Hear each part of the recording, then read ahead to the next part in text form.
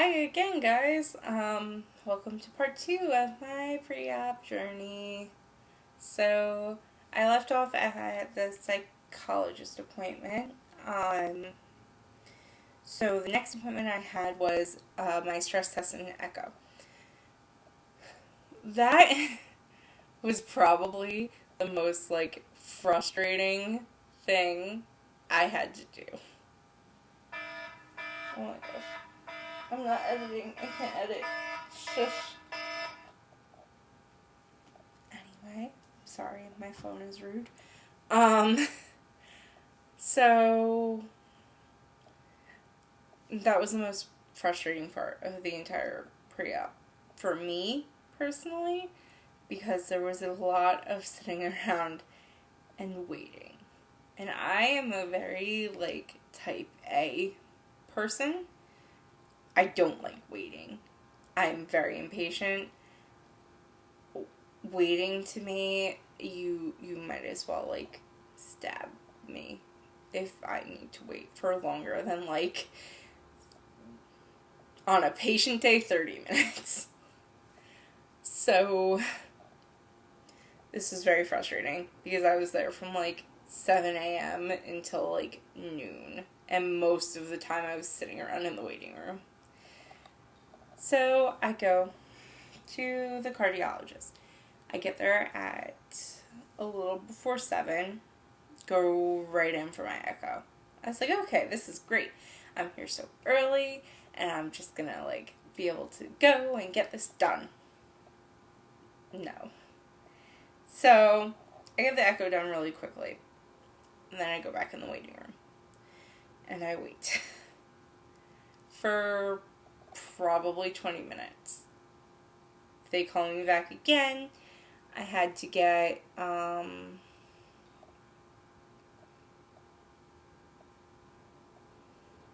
IV put in, and then they injected something. I don't know what it was. Didn't ask. I was really tired, so I didn't ask. So they put the IV in. They inject whatever it is they inject. I'm assuming it's something so that they can see your heart better.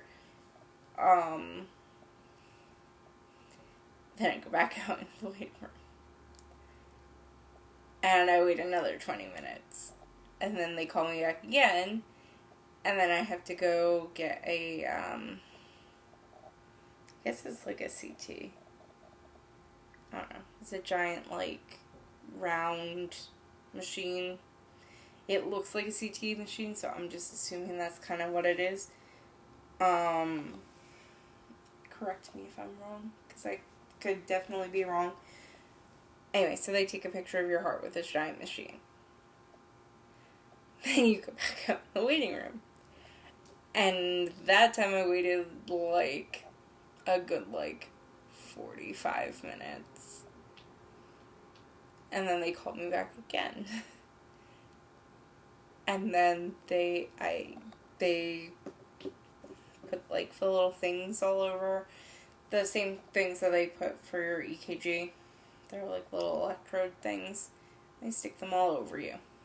And then they put this belt around you, and they hook all these wires up, and then you sit there and you wait for the doctor. So I was waiting another 20 minutes for the doctor. My impatience was getting real high. Then they start taking your heart rate, your resting heart rate, and your resting blood oxygen level to make sure everything's good. And then they have a goal that the heart rate that they want you to hit on the treadmill. Mine was 170. And so I'm on the treadmill and I'm walking and whatever, having a conversation with the nurse about my job. And so, the incline starts to go up, the speed starts to get faster, and the highest I think I got was 165. I was on that treadmill for a good half hour. It was ridiculous. I was so annoyed. So then they take you off the treadmill and they put you back in the chair and they watch your heart rate come down. And then once it's like back to normal, then they let you go back in the waiting room. Oh, they give you another like shot of something through your IV, but I didn't ask what that was either. They gave that to me while I was still on the treadmill. And then you go back out in the waiting room. And you wait another, like, 20 minutes. And then they take you back. They take another picture of your heart. And then they take out the IV. And then you can go back in the waiting room. And then you can eat and drink at that point. You're not allowed to eat and drink before. And then they finally take, like, the last picture of your heart, and then you can leave. So that was a very frustrating process because it was very long, and I do not like waiting. So that, and then that was July 28th. Then, finally, had my last pre-op appointment, which was the pulmonologist, and that was on August 1st. So I went in, and then they do a breathing test on you. So there's this like giant tube machine, and then they put like this mouthpiece on it, and then they ask you to take a deep breath, hold your breath for 3 seconds, and then let it air out until they say stop as fast as you can. So you do that twice, and then you do a different test, which is like you take a deep breath, you hold it, and then you let air out slowly to see how long you can let it out. So I did that. You do that twice. Then you take a nebulizer, which I had never done before. So it's like this machine, and it like lets out smoke, and you have to like breathe in this stuff, and you have to keep this thing in your mouth for way too long, and it tastes weird, and your mouth gets all like dry, and I didn't like it very much. To be like perfectly honest, it was kind of miserable because it was way too long. And then you repeat the first test where you like breathe in, hold your breath, and then let your air out as hard as you can. So I did that. The woman was like, "This is like the fastest, no problem breathing test I've ever given." I was like, "That's probably good." I mean, I play wind instruments, I sing, so I wasn't all of that concerned about my lungs. The doctor came in and pretty much told me I was boring, which from a medical standpoint is very good. I didn't have anything wrong.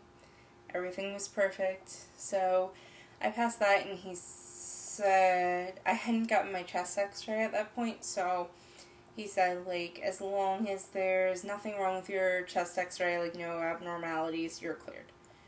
So I was like, okay, that's good. So I went directly from there to my nursing class. I had also on August 1st. And that was pretty, like, quick and painless. It's, pretty much a lot of stuff that I already knew because I did a lot of research. What you have to do, what to expect when you go in for your surgery, what to expect when you come out of your surgery. It went through all of the information you could possibly need. I don't know if every place does that, but mine was very informational, and if you guys want any information, just ask. I'll make a separate video about what I learned from the nursing class. And then, sorry, my computer likes to like freeze. So that was August 1st. Then on August 8th, I had my nursing class, which was, no, nutrition class. So in the first nutrition class, we went over the pre-op diet, the,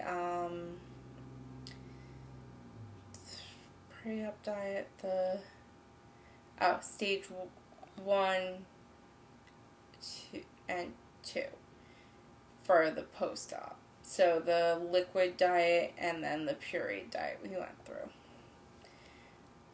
She gave me samples of vitamins, which are called Bariatric Fusion, which I ended up really liking. She said that not everyone likes them. I liked them. They kind of taste like the Flintstones vitamins from when you're a kid. And they have everything you need. So instead of having to take a multivitamin and a vitamin B12 and a vitamin D and iron and calcium, it's all in one. So you take 4 a day, 2 in the morning and 2 at night. So that was awesome. I'm glad I liked it. They have a bunch of different flavors. I do totally suggest. I have a pharmacy by me that carries them, but I know you can also order them online. So if that hasn't been suggested to you, I would suggest looking into them, because the less things you have to take, the better. So she gave me that, and then she gave me a bunch of, let's see if they're literally right here. Sorry guys, can't edit. Oh, now I'm stuck to the fan. Okay. So she gave me a bunch of different protein shakes to try. So this was the one that she said most people like. So it's the Syntrax Nectar. This is only a half serving, so a full serving does have 20 grams of protein. It's whey protein isolate. The full serving would have 90 calories, no fat, no cholesterol, 90 milligrams of sodium, 100 milligrams of potassium, 9 carbs, and 10 grams of protein for the half serving. No, 45 calories, 90 milligrams of sodium, 100 milligrams of potassium, 9 carbs, 10 grams of protein for the half serving. So this one mixes instantly, 0 sugar, 0 fat, delicious, gourmet, sweet flavor, all natural formula, and this is lactose and gluten free. So, I haven't tried any of these yet. I will do like an update if you guys want when I actually do try these. Currently I have Quest Protein, which is like 120 calories, 23 grams of protein, no added sugar, and it is also whey protein isolate. That's the one like I'm currently drinking. I like the flavor, a lot of it, and it was easy to get and not that expensive. It was like $22. So the second sample she gave me was this Bariatric Advantage High Protein Meal Replacement. This one is also chocolate flavored. This has 27 grams of protein. It's a good source of fiber, 0.5 grams of sugar, vitamin, mineral, fortified, great taste. So the stats on this one, this is a full serving, is 160 calories, 2.5 grams of fat, 320 milligrams sodium, 180 milligrams of potassium, 8 grams of carbohydrates, 5 grams of fat or dietary fiber, 27 grams of protein.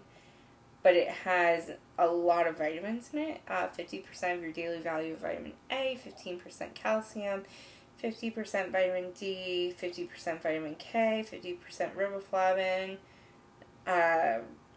50% vitamin B6, 50% vitamin B12, 50% pantothenic acid, can't talk, 50% iodine, 50% zinc, copper, 50%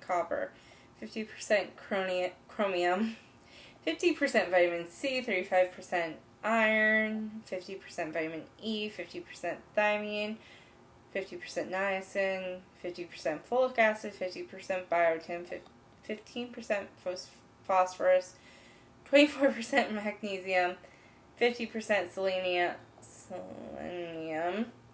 50% manganese, and 50% molybdenum, whatever that word is. So this one is great because it has a lot of extra vitamins, which is cool. Again, have not tried it yet, but if you guys want, again, I will make another video when I try them. But this one seems pretty good. I believe you have to order these ones online. This bariatric advantage, so that's what the little sample looks like. I think those ones, they don't carry in stores. You have to get that one. The last one is Untrue. So it's this. This one says it has a 5-star taste. We'll see about that. This one has the stats. Again, this is a full serving. 100 calories with water. 180 calories if you make it with skim milk. If you make it with skim milk, it's 2% of your daily value of cholesterol. 85 milligrams sodium. 150 milligrams potassium. 4 grams carbohydrates. 1 gram of that is dietary fiber. 3 grams of sugar. 21 grams of protein. And then it really doesn't have anything else for you. This one contains milk, soy, and tree nuts. It's also manufactured in a factory that processes eggs, wheat, peanuts, tree nuts, soy, fish, and shellfish. So I actually can't even try this one. Because I'm allergic to fish and shellfish. So can't try this. That's a bummer. So can't tell you anything really further than that about this one because I can't actually try it. That's what it looks like. That's cool. So she gave me all of those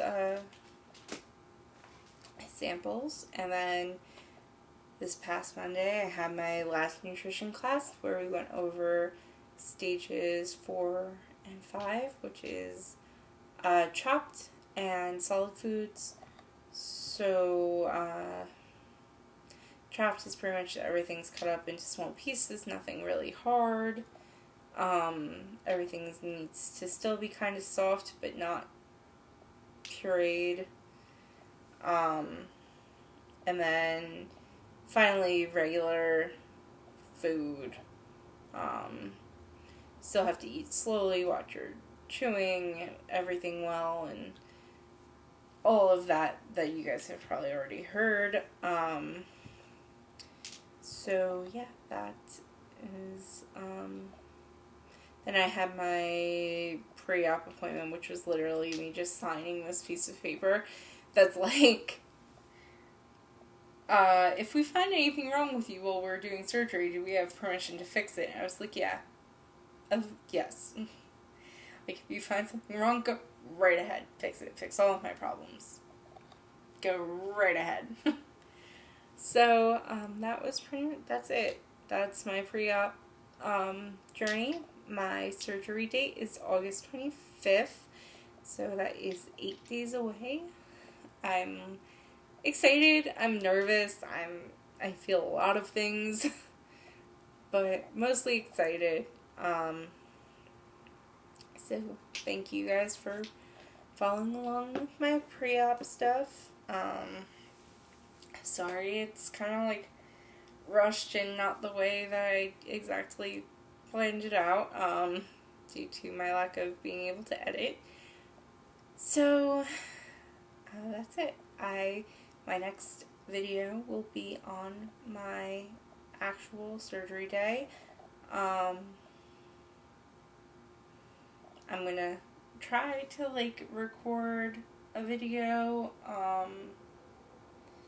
before I leave to go to surgery, because again, I'm not gonna be able to edit, which is a bummer. But I'm gonna try to make at least a little bit of a video either right before I leave or right after I get home. Not sure yet which. But thank you guys for following me on my journey, and I hope to see you guys in my next video.